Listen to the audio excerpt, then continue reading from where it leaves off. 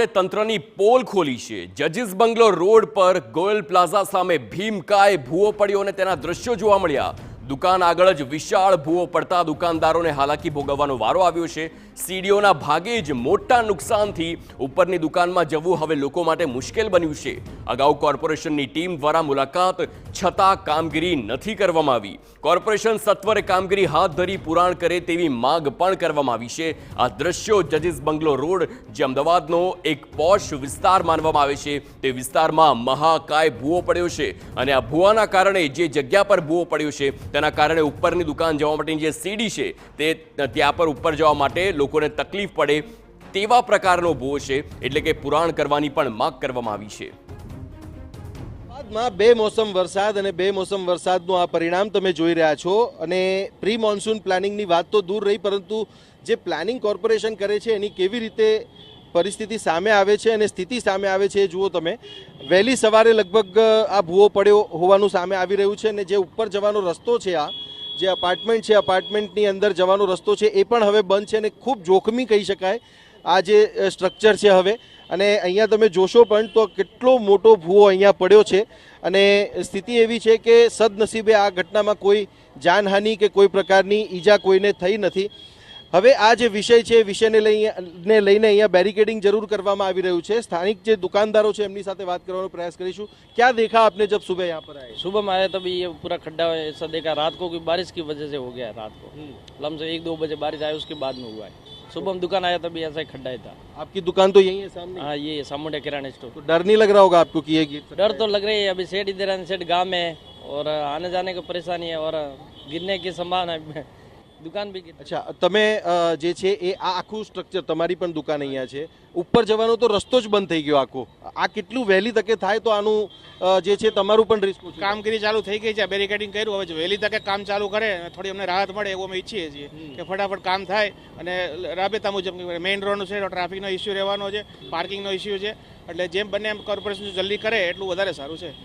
તો આપ જોઈ શકો છો અત્યારે અહીંયા કે આ કેટલો મોટો લગભગ 15-20 ફૂટ જેટલું આખો એનો જે રેડિયસ છે, રેડિયસ આપણને દેખાઈ રહ્યું છે અને હવે હજી આ કેટલું અંદર જઈ શકે છે કે હજુ કેટલું જે સ્ટ્રક્ચર છે એ સ્ટ્રક્ચર અહીંયાથી પડી શકે છે એ તમે જોશો તો તમને એનો પણ અંદાજ આવશે। કારણ કે આ જે ફૂટપાથ છે, ફૂટપાથની તરફનો આ ભાગ છે, જે ભાગ આપણે જોઈ રહ્યા છે અને હજુ પેલી તરફની જે સીડી છે, જે ઉપર જવા માટેનો રસ્તો છે, ત્યારે એ પણ ખૂબ જોખમી અત્યારે દેખાઈ રહ્યો છે। અને એવામાં આ જે સ્થિતિ છે એ સ્થિતિમાં બેરિકેડિંગ તો કરવામાં આવ્યું છે, પરંતુ કામગીરી વહેલામાં વહેલી તકે શરૂ થાય અને આ જે ભૂવો છે એને વહેલામાં વહેલી તકે પૂરવામાં આવે એ ખૂબ જરૂરી છે। કેમેરામેન મનીષ ત્રિવેદી સાથે સચિન પાટીલ, TV9 અમદાવાદ। સ્થાનિકોનો આક્ષેપ છે કે પહેલેથી જ આ જગ્યામાં નાની નાની તકલીફો સર્જાઈ જ હતી। 2 વખત તો દુકાનદારોએ જાતે રૂપિયા ખર્ચીને પુરાણ કરાવ્યું હતું।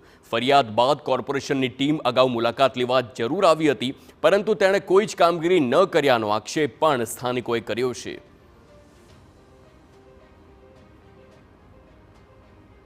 લાગે પડેલો ખબર ને, પણ સવારે હું આવ્યો દુકાન ખોલવા માટે ત્યારે ઓલરેડી આ પડી ચૂક્યો હતો અને આ તો ઘણા ટાઈમથી આ અહીંયા આગળ નીચે થોડું કરીને નીચે જમીન તો દબાતી હતી, પણ આજે અચાનક જ આ વરસાદ પડ્યો ને તો એકદમ જ આટલો મોટો ભૂવો પડ્યો છે। એની કમ્પ્લેન તમે કરેલી છે? કમ્પ્લેન તો પહેલાં નહીં, પણ 1-2 વખત એ લોકો એમસીવાળા આવીને જોઈને તો ગયા હતા, પણ આ અમે છે ને નવરાત્રી પહેલાં જાતે 1-2 વખત પુરાણ તો પુરાયું હતું, પણ પછી કંઈ એનું સોલ્યુશન આવ્યું નહોતું એમ, અને આજે ફેર આટલું મોટું થયું એમ। મુદ્દો એ છે કે ફરિયાદ મળતા જ જો એએમસીએ અગાઉ જ પગલાં લઈ લીધા હોત તો આજે સ્થિતિ આટલી વણસી ન હોત।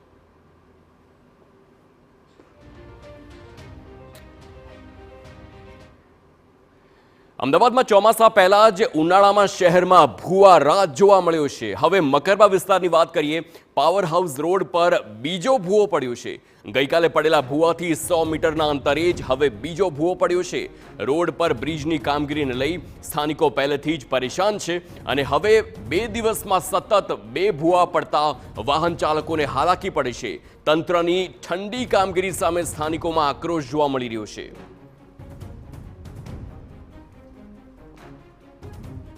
મકરબા પાવર હાઉસ રોડ ઉપર ગઈકાલે જે ભૂવો પડ્યો અને એમાં જે ઓટો રિક્ષા ચાલક છે એને ઈજાઓ થઈ છે, એ ભૂવો પડ્યા પછી પણ જે સિલસિલો છે સિલસિલો હજી પણ યથાવત છે। આપ જોઈ શકો છો અત્યારે કે આ જે ભૂવો છે ભૂવો ફરીથી પડ્યો છે અને આ મોડી રાત્રે અહીંયા પડ્યો છે અને શહેરમાં અલગ અલગ જગ્યાએ જે ભૂવા પડી રહ્યા છે, હજુ તો આ વરસાદની સિઝન નથી અને એમાં આ પ્રકારની પરિસ્થિતિ ઊભી થઈ છે. આ ભૂવો અહીંયા કેટલા વાગે પડ્યો છે? આ કેવી પરિસ્થિતિ? ભૂવો સવારે 6:30 વાગે પડ્યો, 6:30 થી 7માં. હા, 6:30 વાગે પડ્યો છે ભૂવો. અને જે આગળનો જે ભૂવો પડ્યો છે કાલ 11:30 વાગે પડેલો છે. અને એમાં એક ઓટો રિક્ષાવાળો બચી ગયો, બાકી એ 100% બચે જ નહીં. કેટલા વાગે પડ્યો છે આ ભૂવો? અને આ જે ભૂવો પડ્યો છે એમાં એક તો પડ્યો તો બીજો પડ્યો. હું 5:45 વોકિંગ માટે નીકળ્યો ત્યારે જોયું કે અહીંયા ભૂવો પડેલો હતો. એટલે મારા અતુલ્યમ સોસાયટીમાં જઈને બેરિકેડ લઈ આવ્યો અને પછી મૂક્યા 2 જણા. અહીંના ચેરમેન અને 2 જણા ભેગા થઈને મૂક્યો કે અહીંથી કોઈ પડી ના જાય, કારણ કે લાઇટલી અંધારું હતું. અચ્છા, આ ડેવલપિંગ વિસ્તાર કહી શકાય આને, બરોબર છે? અને એવામાં આ પ્રકારના ભૂવા પડવાને પણ વરસાદ તો હજુ શરૂ થયો જ નથી. વરસાદ તો છે જ નહીં હજી. એક બાજુ ટ્રાફિકની સમસ્યા, ક્રોસિંગ બંધ હોય ત્યારે આ બ્રિજનું કામ 2 મહિનાથી બ્રિજનું કામ બંધ છે, બરાબર છે? એના કોઈ ઠેકાણા નથી કે ક્યારે શરૂ થશે કે ક્યારે થવાનું છે. પછી આના કારણે ટ્રાફિક જામ થશે એ અલગ. એટલે છોકરાઓને નીકળવું એક્ટિવા લઈને વિચાર પડશે કે હવે ક્યારે લઈને છોકરાઓ નીકળશે તો ક્યારે પડશે ખબર નથી. ગઈકાલે રિક્ષાવાળાને બહુ જ સખત ઈજા થઈ છે. એમાં તમારું શું કહેવું છે? આ જે ભૂવા પડી રહ્યા છે, જે પ્રકારે એક અને આ બીજો ભૂવો, ગુજરાત સરકાર એવું કુછ અમે ડેવલપ કરીએ છીએ. શું ડેવલપ કરીએ? આ રીતે ડેવલપ કરે છે રસ્તાઓ ઉપર જો માણસો ચાલે ને પડી જાય, મરી જાય. ડબલ એન્જિનની સરકાર કહે છે સરકાર. ગુજરાત સરકારમાં બી ભાજપા છે અને કેન્દ્રમાં બી ભાજપા સરકાર છે. તો આ બહુ મોટું ભ્રષ્ટાચાર થઈ રહ્યું છે. સેન્ટ કમિટીએ રાજીનામું આપવું જોઈએ આના કારણે. મોટી જાનહાની થતા બચી છે.